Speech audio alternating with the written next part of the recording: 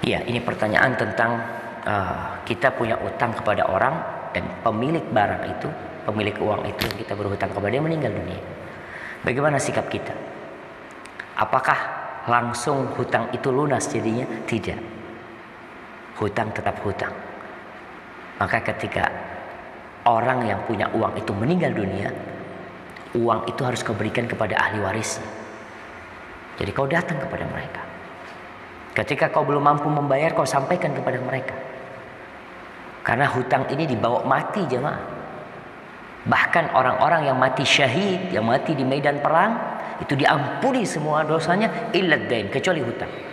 Jadi ketika kau yang punya utang dan orang yang punya duit itu meninggal dunia, kau datang ke ahli warisnya. Jangan bersembunyi. Karena ada orang-orang yang ketika hutang itu tidak ada saksi dan tidak tertulis, dia pura-pura tidak punya utang. Apalagi dia mengetahui pihak sana tidak akan menagih, karena yang tahu hanya dia sama orang yang meninggal itu. Maka sebesar apapun utangmu, kau datang ke mereka. Kalau kau tidak mampu, kau datang ke ahli warisnya, sampaikan, afan, untuk saat ini Ana punya tanggungan sebesar 1 juta kepada yang meninggal dunia. Ana minta antum sabar, kalau Ana punya rezeki Ana akan balik. Dan itu termasuk sikap gentle seorang muslim. Karena jangan sampai melarikan diri dari tanggung jawab. Kau akan ditanya kalau pada hari kiamat berkaitan dengan hutang ya. Dan baca doa. Baca doa. Doa yang diajarkan Nabi SAW. Allahumma kfini bihalalika an haramik wa aghnini bifadlika amman siwak. InsyaAllah Allah akan bantu engkau melunasi hutang. Tapi tetap hutang itu harus dibayar. Kalau sudah meninggal berarti kepada ahli warisnya. Kalau orang itu gak ketahuan kemana. Lebih berat lagi nih. Kau punya utang, orangnya sudah pindah. Dan kau tidak punya nomor HP-nya, maka uang itu kau sedekahkan atas nama orang itu. Dan suatu hari kalau orang itu datang, masih hidup orang itu, kau temuin dia, katakan, dulu aku punya utang 1 juta.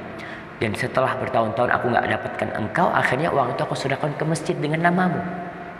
Kalau orang itu nerima, alhamdulillah. Gak nerima, ya udah kau bayarin, sedekah itu kau yang bersedekah.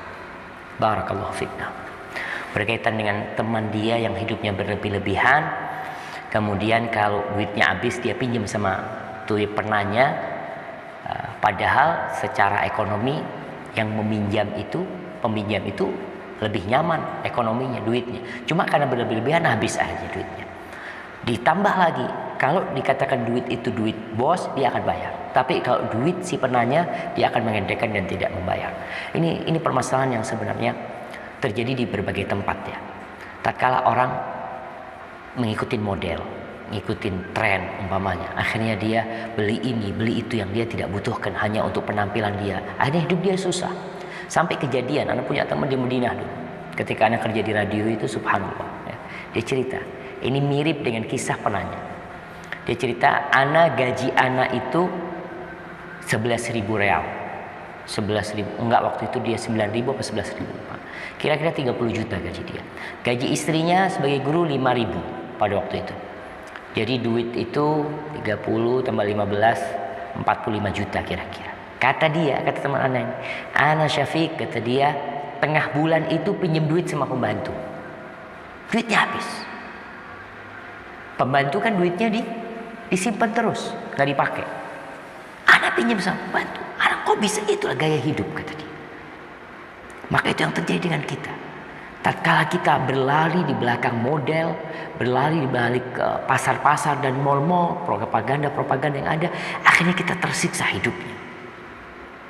Padahal kau tidak butuh dengan hal itu. Hanya untuk memuaskan nafsumu saja. Terus bagaimana sikap kita memiliki teman yang seperti itu? Ya kita tidak pinjamin, nggak ada masalah. Afwan, kalau kau butuh, anak akan pinjamin orang yang susah umpamanya. Ketika dia tidak mampu, dia beli untuk makan, untuk biaya hidupnya, mungkin kita bantu. Tapi kalau kau pinjam untuk gaya hidupmu, mungkin kita katakan, afwan, duitnya ada keperluan, anak mau pakai. Ya kau memang mau pakai untuk sesuatu yang lain. Artinya kau akan pakai duit itu. Walaupun tidak sekarang, lusa atau bulan depan kau akan pakai. Apalagi kau tahu tuh orang meremehkan utang. Dan perlu kau kasih nasihat sebagai sesama muslim. Kau kasih nasihat 2. Yang pertama tentang gaya hidup dia. Yang kedua tentang masalah utang piutang. Bahwasanya orang yang menghutang dari orang lain dan dia niat untuk membayarnya, Allah akan bantu dia melunasinya. Wa man akhadha amwalan nas yuridu itlafa atlafahu. Adapun orang yang ngambil dari orang duit dan dalam hatinya dia meremehkan, mungkin dia nggak bayar atau apa, maka Allah akan hancurkan dia. Maka berkaitan dengan utang jemaah, tadi gaya hidup ya, hedonisme dengan kemudahan-kemudahan, artinya kartu kredit macam-macam. Akhirnya orang itu hidupnya penuh dengan kesengsaraan. Dan kita tahu bank-bank konvensional ini memang dia mencari yang seperti itu.